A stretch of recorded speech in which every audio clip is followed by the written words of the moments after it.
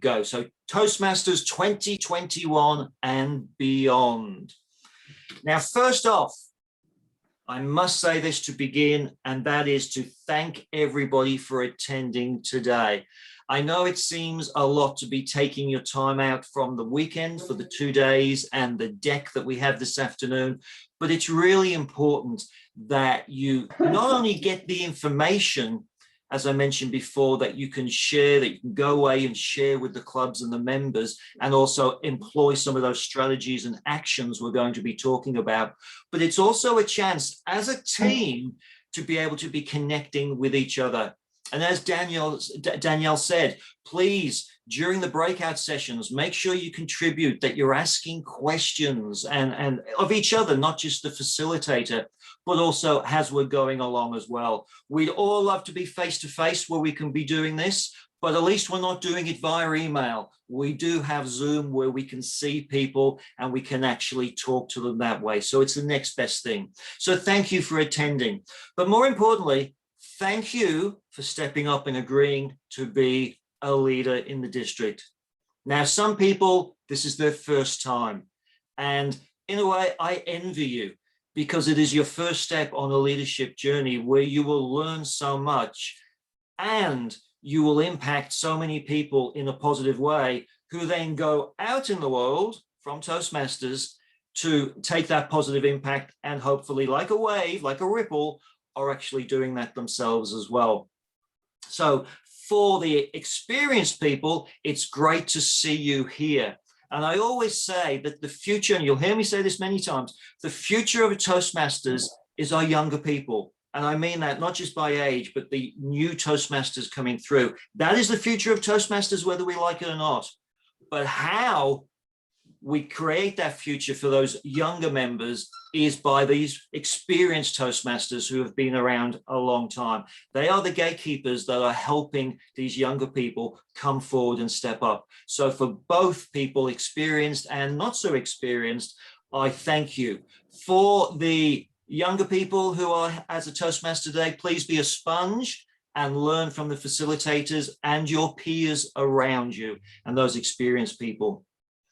I also want to say thank you, because you're a volunteer, I'm a volunteer. We're not getting paid for this.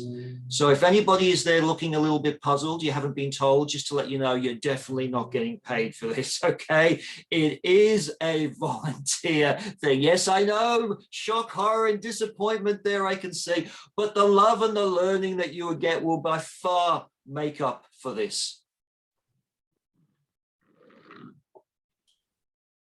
There's somebody trying to get in there, Emma. I've got an email there, so you might want to just be checking that. So it is a volunteer organization. And I will say to you that we need to create balance. It's important to have balance. Toastmasters, aside from a few of us, should not be your life. No one is expecting you to do this, live it, breathe it, and eat it. But at the same time, we are stepping up as leaders now. And as leaders, there's things that we need to do. There's actions we need to take, and we need to be accountable to ourselves and also for Toastmasters to do that. So please remember that there's things we need to do. You will be held accountable to those things, but at the same time, create balance for yourself as well, so there's no burnout. Right, let's move on. The district mission. Can someone please tell me what is our mission as a district?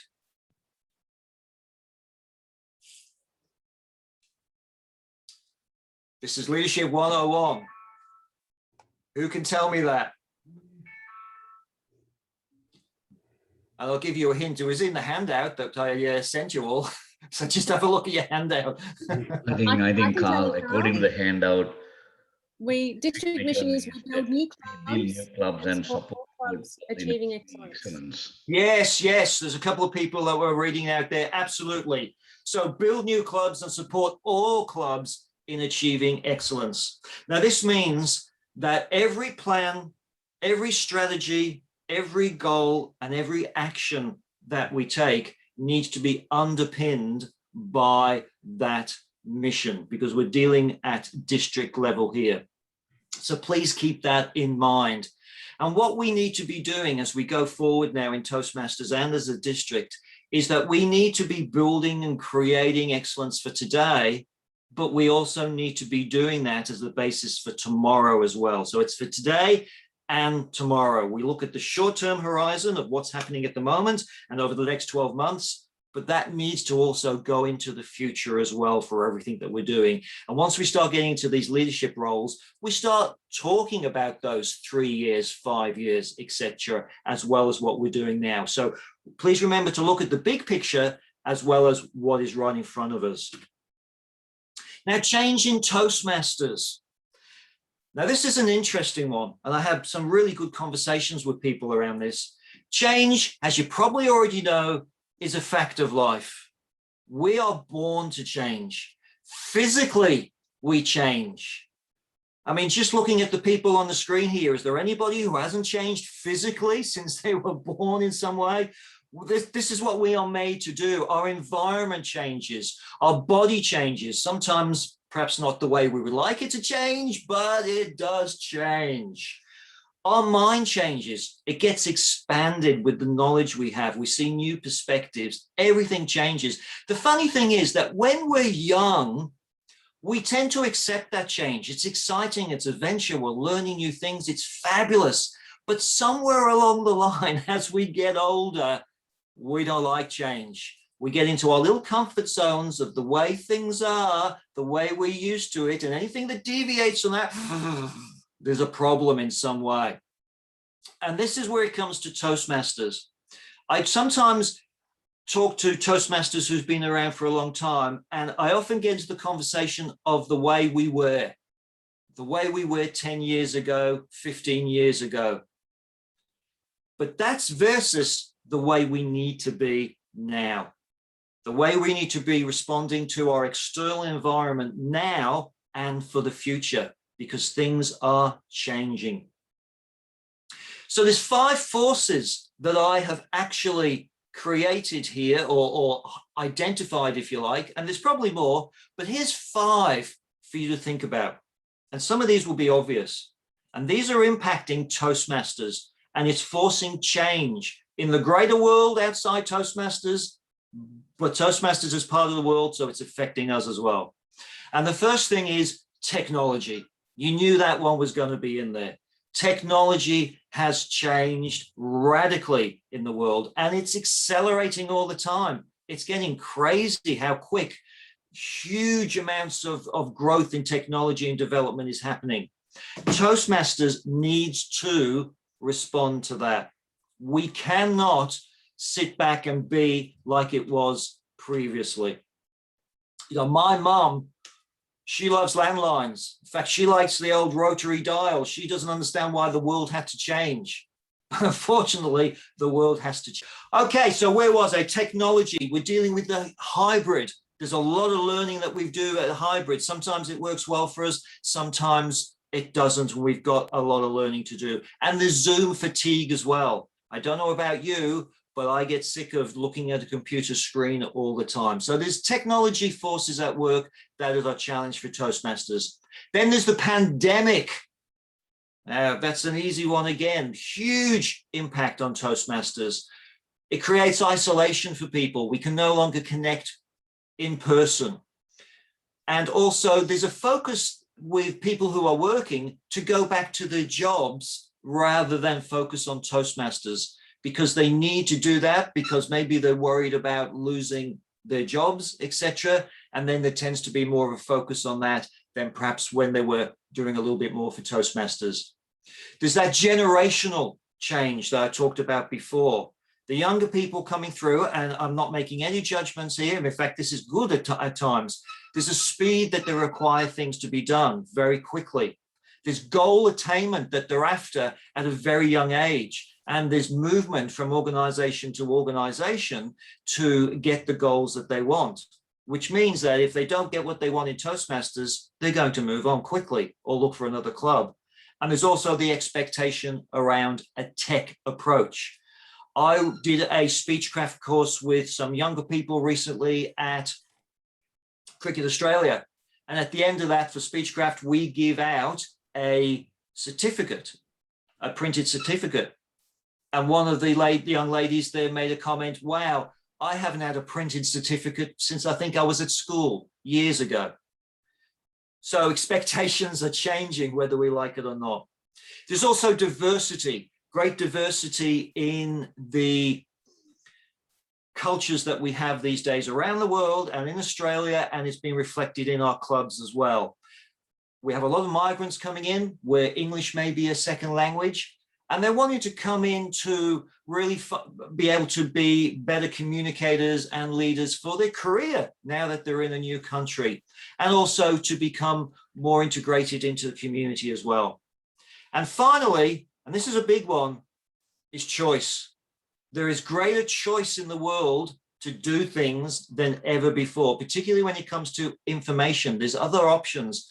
Online, YouTube, there's a lot there around public speaking, I can tell you, and a lot of people look at that. So if you as a club or our clubs are not giving the value that people want, they'll just go online and get it that way. There are other options for people these days. So where are we now in District 73? Well, here's some figures for you that perhaps aren't particularly good because of the pandemic. The first is that at the moment, we are 80% of our clubs being below charter strength. 80%. Now, how many members is charter strength? Can someone tell me? 20. 20, yeah. We have 20 people when we form a new club. That's charter strength when we charter a club. 80% are below that. So that's a lot. We've been hit by the pandemic hard. 20% are at charter strength. So we do have some, but we need to reverse that ratio. And 34% are 12 or fewer members. 34%. We need to reduce that percentage to get those 12 or fewer higher than that. We started the year with 149 clubs. At the moment, we have 136. So that's a minus 13 growth there. And our payments down from 6,087 to 4,962. So that's a loss of 1,125. Those are some people who have exited Toastmasters, but there are also some people who may be in multiple clubs, because I know someone who I think was in 5 or 6 clubs and they're down to 1 club now. So that impacts that as well. But the good news is that for clubs that are distinguished, we have 26.17%. So 39 of our clubs are distinguished, which is good news there. Now, where do we want to be? In your handout, you would have seen a triangle that I put together. This is really where we want to be. You can see it's an inverted triangle. Up the top, we have members. That is so important. And I'll come back to them in a moment. And then underneath that, we have a triangle that comes down to a point at the end that shows the closest people to the members and also how many by the width of that triangle. So the area directors, so important role because you're right next to the clubs. We then have the division directors and other what I call support officers, like the club coach and the youth leadership program coordinators. Then it's the district leadership team, myself, the club growth director, the program quality director, the finance manager, the admin manager, and also our PR manager. And then the board who runs Toastmasters International as an organization. Now, if we come back up to the top again, the members, that's so important because they come to join Toastmasters for learning and results. They want results from Toastmasters. Now, there is a balance we have. I call it service and social. People join Toastmasters for the service that we offer. But there's also the social aspect. And some people love being in clubs because of that social aspect. But they're not mutually exclusive. They work together. And it also depends whereabouts you are geographically as well. I know some clubs in the country, for instance, very much are social oriented. but ones in the city may not be like that. They're more of younger people coming and getting and learning and going. And I've been in some of those clubs. They're less involved in the social aspects. So that's our members at the top. But down the bottom, we have our mission. This is the organization. And both are important. In fact, that mission is balanced on the tip of that triangle. If we don't get the organization right, it falls over, and we do not then, we are not then able to provide the service that we want to those all-important members. So we need to make sure that our organization as Toastmasters is sustainable. And that's what the board does. You know, we're not a for-profit organization. We're a not-for-profit. But not-for-profit is also not for loss. We have to be sustainable so that we can actually provide our services. I often call Toastmasters a business. My background is in the social sector, where charities and all sorts of those type of organizations that have a social imperative are working to do the best for their members who may be disadvantaged in some way. And I can tell you, they run like a business. And Toastmasters is exactly the same. It's a social one, but it's very much around having a CEO, having a budget. Even your clubs have a president, vice president, like they're run in that way. And that's where I would really like you to look at your clubs in your areas and divisions through a business perspective to see if we can bring them up to speed, because those members are really the clients of the organization, the members that we use. Now, there's frameworks and there's protocols, the frameworks of how we use table topics, how we do evaluations, they're all there set by the organization. We have values, and there's protocols, operating protocols on how we need to make sure that we're running our districts and our clubs. I also talk about the business side of it, but we're also family as members, because we are a social enterprise in that way. Now, does family and business mean it's different? No. They come together. We're a family business, if you like. Then on each side, we have market. We need to be market fit. We've got to make sure that our clubs are of a high quality that people want to join them and stay with them. They have to be quality and have impact. And the messages that we give to the external community and the internal community is they need to be meaningful. The messages that you as leaders are giving to your clubs need to be positive and meaningful, and we need to be doing the same to the community. Now, I'm looking at the time. I'm going to have to move fairly quickly through this. So how are we going to get there? 5 focus areas. The first is leadership. As a strategy, what we need to do is build strength in our clubs at the grassroots level, at the clubs. District, 3 people, 5 people, even area directors, division directors, we cannot do all of this for everyone. The clubs have to build their strength. We need to empower them to do this, and they have to be accountable for the performances that they're doing. And not only does that apply to the clubs, but it also applies to all of us as district leaders. The second focus area that we'll be looking at in our strat plan this year is club quality. Our member experience needs to be the best it can be. When Namrita has looked at the area director reports and done an analysis of that, fellowship is so high. The social aspect is so high in our clubs. It's the second highest thing that we do well. And yet we've lost all those people. So fellowship is not the only thing we need to do. We need to be giving results to the people who are coming through. Education and training is going to be so important as district leaders, so we can take that back to our clubs to educate and train them in the best way to do these things, because we want excellence in our clubs. The third area is brand strength. We have an external market that we try to raise awareness to through our promotion and marketing, but we also have an internal market, and that's as our existing members. And we need to make sure we're engaging our internal market for retention, as well as promoting to our external market to bring new people coming through. And we'll be doing more of that as a district this year through things like the bus advertising that we're doing at the moment on the back of the buses. But also clubs need to be doing it at a local level and promoting there as well. And connecting to the brand, so important. We need a strong brand. So the correct logo, the colors, all of this needs to be in line with the Toastmasters brand so it's consistent. The fourth area is membership. We need to retain our existing members. They are so valuable.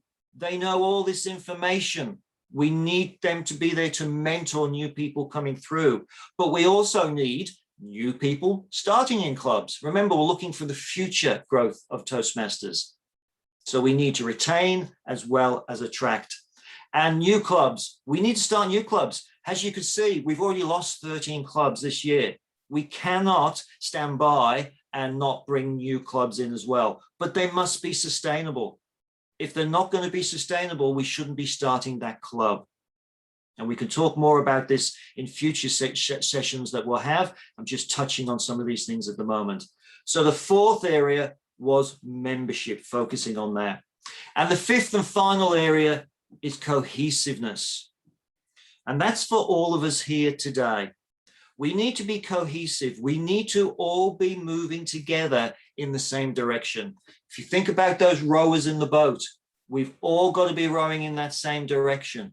And if you don't, well, it's chaos, or you just go around in circles. Now, that doesn't mean after that rowing is finished that you don't talk about, hey, what went right there? What didn't go, what went wrong? What can we do to improve ourselves? That didn't work in some way. We've got to do something different there. Yeah.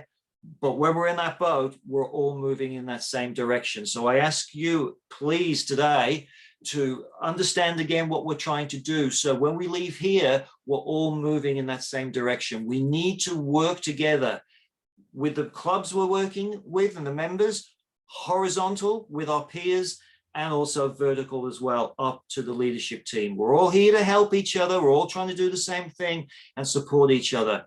We're all open to positive debate, but it must be positive debate. I'm not interested in any gotchas or trying to cause any problems in some way, which I'm sure no one will here. It's all about positive debate so that we can move together forward in the best way possible. Now, there's a lot of resources. I see I am on red here. There's a lot of resources that you'll get through the day, and different facilitators will be showing you these. There was a lot of resources that also were in your email that went out. Please dip into them as required. So what is next for today? Be a sponge. The new people, learn as much as you can. Our experienced people, please contribute and share your knowledge. Coming up, there is going to be a breakout session next where we go into our area director, our division director, and then the other district leaders with each of the trio members. So Danny Streets will be taking the area directors, and then Rita Anshan will be taking the division directors, and I'll be taking everybody else. They've got some really great information to share with you, and it's going to be very interactive. We will then have contests later in the day. So important for the new people coming through, learning how to run a quality contest. And for those people who have done this, again, please contribute to that conversation. And then and that'll be with Annette. And then a little bit later on at the end of the day, we'll have budgets with Christine, our financial manager. So you understand the budget allocations and how you can get your money back, reimbursements, if you are paying for something. And then don't run off for the deck people, because we have to vote then on our format of our contests area above at the end of the day. We need you there. We need a quorum so that we can make a voting decision on this. Once again, I thank you for coming. I hope you enjoy the day. This is only the beginning of a conversation, not the end. There'll be other educationals, if you like. We've got education and training people who will be introducing themselves a little bit later in the day. They will be running a lot more education and training around quality, attracting new members, retaining, all this sort of stuff. Please plug into it over the next 12 months as we're doing it. It will be great for the district. It will be great for our members, and it will be great for you because you will be developing as a person, as a leader, and you will be helping those people around you. Enjoy the rest of the day, and I will hand you back to our Toastmaster. Thank you, Danielle.